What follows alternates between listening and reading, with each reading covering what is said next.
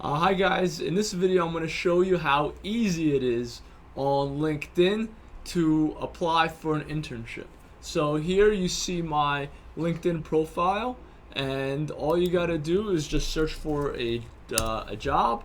Let's say you're looking for an analyst, and right here you go to jobs, and then at the experience level you change it to internship.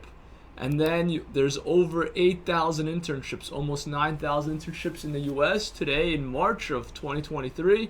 But you could change it to your city locality.